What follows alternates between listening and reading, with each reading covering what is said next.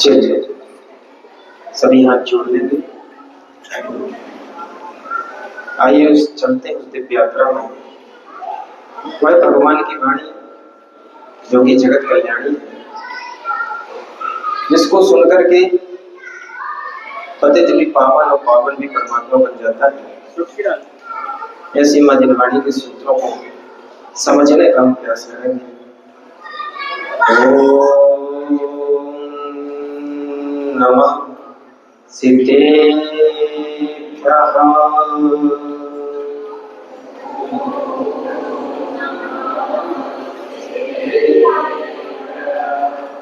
24 धरे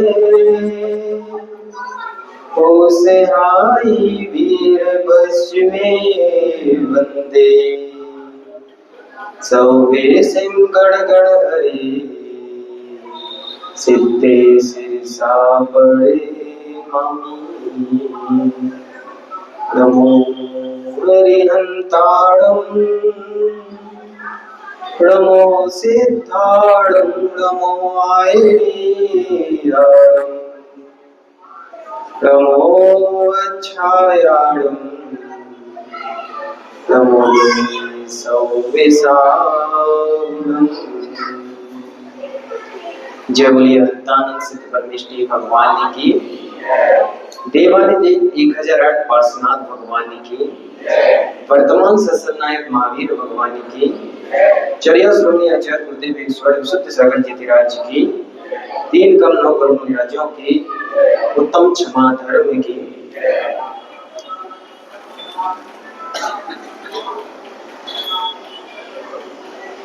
जब कल यहाँ पर आना हुआ और भगवान पार्श्वनाथ महावीर स्वामी वासुदेव भगवान के दर्शन किए तो अनायास ही ये भाव आया कि बिन मांगे मिलती है यहाँ मन की मुरादें, बिन मांगे मिलती है यहाँ मन की मुरादें। मन जिसका साफ हो वो आए और पधारे, होते हैं अरमान वो दरबार यही है, और दुनिया की सबसे बड़ी सरकार यही है, और दुनिया की सबसे बड़ी सरकार यही है। तो ये अपना पुण्य समझना कि देवादिदेव के चरणों में आप विराजमान हैं, उनकी भक्ति आराधना में तल्लीन है। हर वर्ष पर्युषण आते हैं और चले जाते हैं। बढ़िया अरेंजमेंट हम करते हैं हर साल की तरह, इस वर्ष भी किया है। सुंदर डेकोरेशन कर लिया है, संगीतकार बुला लिए, अभय भैया जी को भी बुला लिया है। ये बात ध्यान रखना कि जो ये 10 दिन आते हैं, ये इसलिए आते हैं कि हमें 355 दिन कैसे जीना है। 10 दिन चार्ज होने के आते हैं, जैसे इन्वर्टर होता है चार्ज हो जाता है और जब विद्युत चली जाती है तब क्या होता है, वो प्रकाश देता है, लाइट देता है। ऐसे ही 10 दिन आए हैं, आप तब साधना ज्ञान आराधना करेंगे। यहाँ पर 10 दिन के बाद हमें कैसे जीना है, ये 10 दिन हमें सिखाते हैं। अभी तो क्या होता है कि 10 दिन इतने बेतरतीबी से गुजर जाते हैं कि 11वें दिन फिर हमें वैसे ही जीवन में कूदने की आदत हो जाती है। अभी 10 दिन होटल का त्याग होगा, बाहर का भोजन का त्याग होगा, लेकिन जैसे ही पर्युषण खत्म होंगी, 11वां 12वां दिन आएगा तो ऐसा लगेगा जैसे गहरे दमन के साथ जी रहे हो। थोड़ी सी स्वतंत्रता मिली है तो अपनी सारी वासनाओं को हमने पूर्ण करने की चेष्टा करने लगी। हमने प्रारंभ किया कि जैन कुल मिला है, बड़े सौभाग्य से मिला है, और हम अपने जीवन को यहाँ पर श्रेष्ठ बनाने के विचार से एकत्रित हुए हैं। मात्र हमें विचार ही नहीं करना, वरन प्रयास भी करना है कि जीवन श्रेष्ठ कैसे बने। मैं आपसे पूछता हूं, इस जीव की चाह क्या है? अबे भैया, एक इंद्री से लेके पंचेंद्री संगी असंगी जीव की चाह क्या है? क्या है बताएंगे? कोई बताएगा? आपकी चाह क्या है? चलिए बता। मोक्ष मार्ग। भैया ने कहा मोक्ष जाना चाहे, माताओं आपकी चाह क्या? हमें पता है कि बहुत स्वाध्याय यहाँ पर करते हैं, क्योंकि जब तक मंजिल पता नहीं होगी तब तक आप उसको प्राप्त भी कैसे कर सकते हैं। ध्यान रखें, हर एक जीव की चाह सुख की चाह है। इसीलिए दौलत राम जी ने छेठाला में लिखा है, जे त्रिभुवन में सुख चाहे दुख दे में। एक इंद्री से लेके पंचेंद्री तक का जीव सुख की चाह में जीता है और प्रयास भी सुख का करता है, लेकिन सुख की खोज जो है, सुख प्राप्त करने का जो तरीका है वो गलत है, इसीलिए दुखी होना पड़ता है।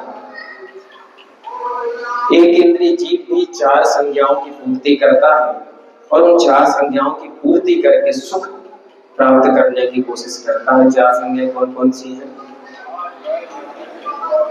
आहार, भय, मैथुन, परिग्रह। उसके पास मन भी नहीं है, मात्र एक इंद्रिय है, लेकिन उस एक इंद्रिय का इतना प्रभाव, उन संज्ञाओं का इतना प्रभाव। एक मूवी आई थी, एक चीज मिलेगी वंडरफुल, शायद देखी होगी। श्वेतांबर समाज ने वो मूवी बनाई थी और हर एक जीव में चेतना है, इसको सिद्ध करने के लिए वो मूवी उन्होंने बनाई थी। बच्चों को जरूर दिखाना, क्योंकि आज के समय बड़ा डाउट है कि आत्मा होती है कि नहीं होती है, अगला जीवन होता है कि नहीं होता है। तो उन्होंने वह बनाई और कैसे एक इंद्रिय वनस्पति भी कितनी एक्टिव होती है। एक चीज मिलेगी वंडरफुल, हाँ, उसका नाम है सतना आदि में। तो उन्होंने मंदिर में वो मूवी दिखाई थी एलईडी लगा के, क्योंकि आजकल का जमाना बदल गया ना, चीजें सुनने और पढ़ने का उतना समझ में नहीं आती है जितना देखकर समझ में आती है। तो उसमें कैसे एक इंद्रिय जीव भी, जो कीट पक्षी होता है, बायोलॉजी में पढ़ा होगा, वो कैसे कीड़ा उस पर बैठता है, उस पर बंद हो जाता है, उसका भक्षण कर लेता है। दो इंद्रिय जीव कैसे, वह दीमक जो होती है, आप क्या घर बनाएंगे, वो दो इंद्रिय जीव चार संज्ञाओं के कारण इतना सुंदर बामी घर बनाती है, 10-10 फुट ऊंची, जिसमें वेंटिलेशन की पर्याप्त व्यवस्था होती है, पानी बरसे तो अंदर पानी ना जाए, ये व्यवस्था वो दो इंद्रिय जीव कर देता है। अभी आपको बड़ा गुमान है कितना बड़ा घर बना लिया, अरे वो दो इंद्रिय जीव भी बना लेता है और आपसे बेहतर बना लेता है। फिर आपके संगी पंचेंद्रिय होने की महत्वता क्या है? तो ऐसा हर एक जीव सुख की चाह करता है, दुख से डरता है, लेकिन सुख की खोज जो है वो एक अलग दिशा में होने के कारण उसे दुख ही क्या होता है, प्राप्त होता है। ऐसे ही हमारी भी खोज क्या है? सुख की खोज है। जे त्रिभुवन में जीव अनंत सुख चाहे दुख दे भयबंद, और सुख की सही खोज प्रारंभ हो जाए तो यह जीव सिद्धत्व को प्राप्त हो जाए। अभी 10 धर्म है। क्रोध करने से क्या होता है? एक बेचैनी होती है। आप देखें, अंदर उथल पुथल हो जाती है, जैसे ही किसी के बारे में बुरा भाव आता है, क्रोध आता है। मान करने से क्या होता है? उससे भी सुख पलायन कर जाता है, एक बेचैनी होती है। कल उसको समझाएंगे। अभी तो मान उनको बहुत अच्छा लगता है, सम्मान को बहुत अच्छी बात लगती है, लेकिन कैसे वह कसाय है और सारी कसायों से कैसे वह अलग कसाय है और खतरनाक कसाय है। मायाचारी छल कपट करने से भी क्या होता है? एक बेचैनी होती है, और लोभ करने से जीव शांत नहीं बैठ पाता है, कुछ ना कुछ उसको चाहिए पड़ता है। और ये चार कसाएं हमेशा बेचैन करके रखती हैं, सुख को हमसे दूर करके रखती हैं। इसलिए चार कसायों के विपरीत जो चार धर्म खड़े हुए हैं, उनकी हम यहाँ पर चर्चा करेंगे। क्षमा, मार्दव, आर्जव और शौच। हमें सीखना है। अभी हमने कहा कि सब बहुत अच्छी चीज कर ली आपने, जैसे आप सिखर जी जाते हैं तो बहुत सारा प्लान करके जाते हैं, 1 महीने पहले से रिजर्वेशन करा लेंगे।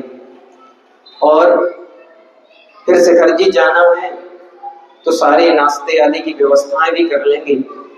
जो बाहर नहीं खाते वो तो कर ही लेते हैं, और बाहर खाना भी नहीं चाहिए, क्योंकि हमारी पहचान नहीं। आजकल तो स्वास्थ्य को देखकर भी बाहर की वस्तुएं, यदि पैकेट की कोई भी वस्तु हम खाते हैं तो ये ध्यान रखना कि हम अभक्ष और नॉनवेज ही खाते हैं, क्योंकि पता नहीं किसमें क्या डला हुआ है। टेस्ट के लिए और उसकी एक्सपायरी डेट बढ़ाने के लिए कंपनियां उसमें पता नहीं, आपके धर्म से उनको कुछ लेना देना नहीं है। इसलिए अपनी रसना इंद्री पर कंट्रोल करते हुए हमें कैसे खाना है इसकी चर्चाएं हम आगे करेंगे। अभी हमने कहा कि शिखर जी जैसे आपको जाना है तो आप प्रॉपर क्या करते हैं, रिजर्वेशन कराते हैं और सारी व्यवस्थाएं बना के रखते हैं। ऐसे ही हमें मोक्ष की ओर जाना है तो उसका रिजर्वेशन क्या आपने कराया है, उसकी सारी व्यवस्थाएं आपने बनाई है। आप कहेंगे हाँ बहुत सारी व्यवस्थाएं बनाई है, मंदिर को डेकोरेट कर लिया, सारी सुविधाएं जुटा ली, ये सब बाहर की व्यवस्था है। एक आसना उपासना भी कर लेंगे, ये भी जरूरी है। लेकिन जो अंतरंग व्यवस्था बनाने का मूल है वो है परिणामों की निर्मलता। हर एक क्षण परिणामों की निर्मलता होनी चाहिए, अंदर परिणामों में शांतता होनी चाहिए। तो फिर आचार्य भगवंतों ने कहा है साध्या बिना भावित्वेन निश्चितो हेतु। परीक्षा मुख में माणिकचंद स्वामी ने सूत्र दिया कि साधन के साथ जिसका अविनाभाव संबंध होता है, साध्य के साथ जिसका अविनाभाव संबंध होता है वो साधन कहलाता है। थोड़ा सा कठिन हो गई है साथ और साधन, ये दो शब्द जिनागम में है, समझने का प्रयास करते हैं। साध्य लक्ष्य है, साधन उसको प्राप्ति का उपाय है। और साधन क्या कहलाता है, जिससे साध्य का अविनाभाव संबंध हो। अभी बहिरंग साधन हमने जुटा लिए, अभिषेक पूजन यहाँ पर करेंगे, प्रवचन भी सुनेंगे, सामायिक प्रतिक्रमण भी जो करते हैं करेंगे, लेकिन लक्ष्य क्या है, साध्य क्या है, भावों की निर्मलता। यदि वो हो रहा है तो सारी चीजें साधन के अंतर्गत आएंगी, निमित्त के अंतर्गत आएंगी, वरना साधन के अंतर्गत ही नहीं आएंगी। एक बड़ा ही विस्मरणशील व्यक्ति था, बड़ी समस्या थी उसके जीवन में, सब कुछ भूल जाता था। विदिन आधा मिनट 1 मिनट में वह सब कुछ भूल जाता था। बड़ी कठिनाई थी, कैसे जूते पहनना है, कैसे टाई लगाना है, कैसे टोपी पहनना है, कहाँ पर रहना है, कौन सा घर है, सब कुछ वह भूल जाता था। बड़ा परेशान था। एक दिन वो किसी मंदिर गया तो वहां के जो पुजारी थे उनको पता चला कि हमारे मोहल्ले में ऐसा व्यक्ति है, उनको दया आई।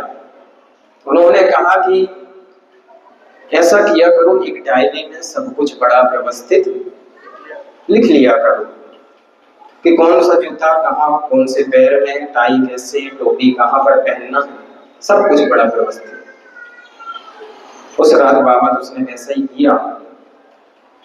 सुबह हुई, अगली सुबह उठा और दर्पण की तरफ देखा और सीधे भागता हुआ वहीं पर गया उसी पुजारी के घर में। और पुजारी सुबह सुबह हुई थी, दरवाजा खुलता है और देखकर हतप्रभ रह जाता है। वो कहता है, जो विस्मरणशील व्यक्ति था, कि मैं कौन हूं और कहां से आया हूं। पुजारी भी चौंक कर कहता है कि मैं भी तुमसे पूछना चाहता हूं कि तुम कौन हो और कहां से आए हो, क्योंकि वो वैसे ही बिना कपड़ों की दशा में पहुंच गया था। हो सकता है आपको उस पर हंसी आ रही हो, लेकिन हंसी हमें अपने ऊपर आनी चाहिए। विस्मरण तो उसकी आदत थी, भूलना उसकी आदत थी, तो इसलिए वह भूल गया। और हमारी सारी पहचान वस्त्रों से है।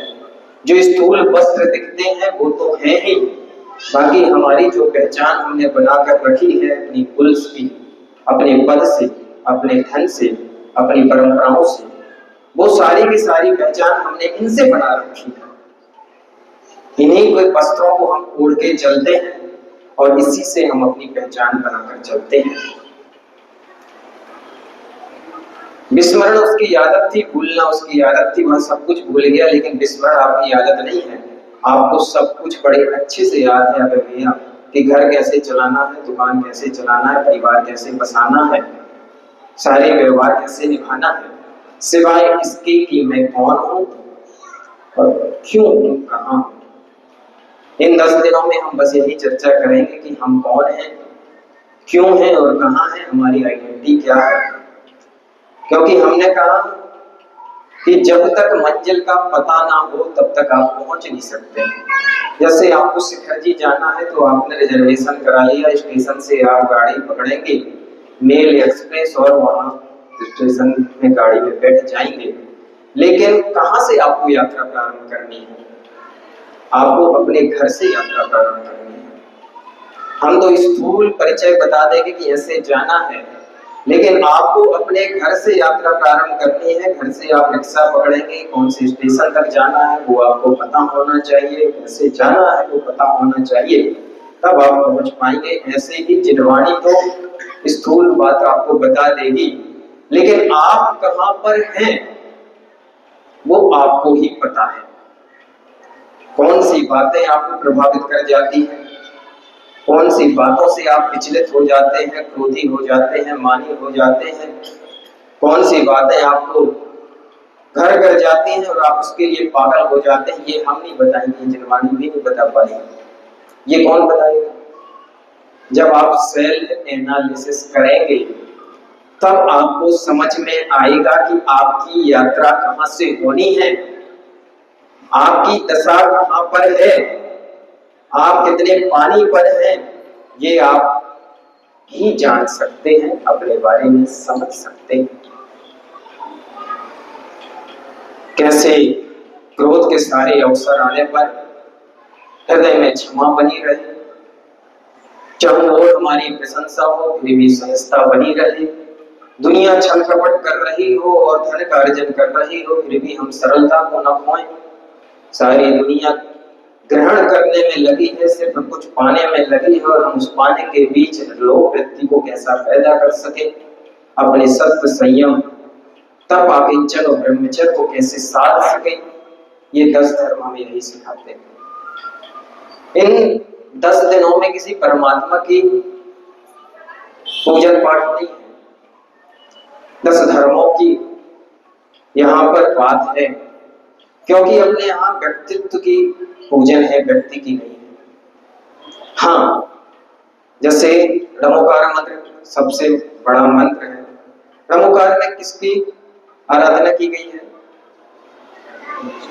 हम कहते हैं नमो अरिहंताणम, ये बोला तो किनकी आराधना की गई है? अरिहंतों की, 24 तीर्थंकरों की। लेकिन अरिहंत कौन है? क्या भगवान महावीर स्वामी की ही आराधना है या पार्श्वनाथ की है? बुद्ध वीर की आराधना नहीं है, हरिहर ब्रह्मा की आराधना नहीं है, है। कैसे? हमने कहा नाम में कुछ नहीं रखा है, जिन्होंने उस शर्त को पूरा कर लिया है हम उनका नाम जपते हैं। किन्होंने शर्त को पूरा कर लिया तो मेरी भावना में हम कुछ पढ़ते हैं। क्या पढ़ते हैं? जिसने राग द्वेष का मादिक जीते सब जग जान लिया, जिसने राग द्वेष का मादिक को जीत लिया है, जिसने राग द्वेष का मादिक जीते सब जग जान लिया, सब जीवों को मोक्ष मार्ग का निष्प्रय उपदेश दिया। जिसने मोक्ष मार्ग का उपदेश दिया है, मोक्ष मार्ग का उपदेश एक शब्दों से होता है और मुनियों का जीवन ही मोक्ष मार्ग का उपदेश देता है। मूर्ति में मोक्ष मार्ग मार्गी सक्ष मोक्षण रूपयंतम, जिनका उठना बैठना चलना आहार करना सब कुछ कैसा होता है, उपदेश देता है। ईर्या पथ का पालन करते हुए एक दृष्टांत स्मरण में आ रहा है कि जब 2018 का अभिषेक चल रहा था गोमटेश्वर का, तब काफी पिछियां थी, 600-700-800 पिछियां होंगी। आचार्य गुरुदेव का संग भी था और आचार्य गुरुदेव आहार कर रहे थे। तब सारे विद्वान बुंदेलखंड के, बड़ौदादी के, सब पहुंचे वहां पर। और श्रीनाथ बड़ौद जी ने कहा कि भगवान महावीर कैसे आहार करते होंगे। तब सनत विनोद पंडित जी बोलते हैं कि भगवान महावीर को तो हमने नहीं देखा है, लेकिन आचार्य भगवान शुद्ध सागर जी की आहारचर्या देखता हूँ तो समझ आता है कि भगवान महावीर भी ऐसे ही आहार करते होंगे। बिल्कुल अंजलि में जिनकी दृष्टि रहती है और किसी से कोई मतलब रहता नहीं है, ऐसी उनकी चर्या भगवान महावीर का उद्योतन करती है। जो आपके मंदिर में बैठे वो कौन है? प्रतिनिधि कहलाते हैं। ये हमारी निधि कहलाते हैं, प्रतिनिधि नहीं, निधि, धरोहर है। और हमारी निधि कैसे रहे होंगे, उनका प्रतिनिधित्व हमारे दिगंबर संत करते हैं। निर्ग्रंथ गुरु हमारे प्रतिनिधि कहलाते हैं। भगवान महावीर कैसे चलते होंगे, उठते होंगे, बैठते होंगे, ये कैसे पता चलता है? पंचम काल में साधुओं को देख के पता चलता है कि चतुर्थ काल के मुनिराज ऐसी चर्याएं करते हो।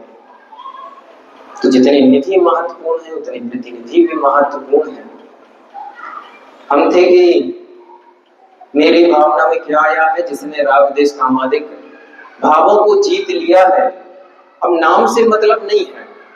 अगली लाइन में लिखा बुद्ध वीर, क्या? बुद्ध वीर जिन हरि हर ब्रह्मा, या उसको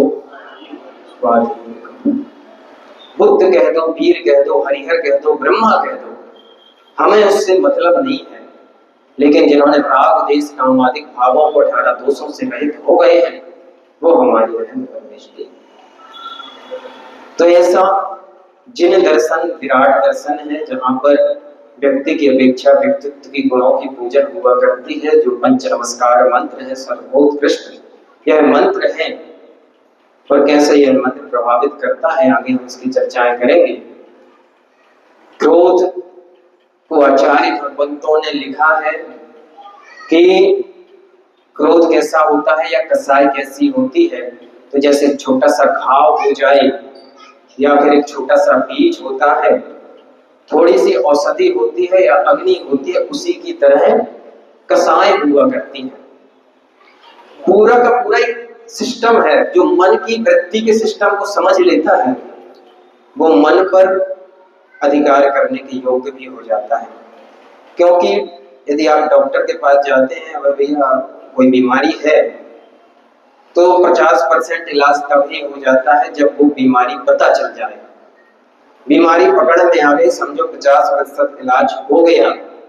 ऐसे ही हमारी मन की वृत्ति कैसे काम करती है, ये हमें यदि समझ में आ गया तो समझो कि मन वहां से निष्कालित होना, स्वच्छ होना प्रारंभ हो जाएगा।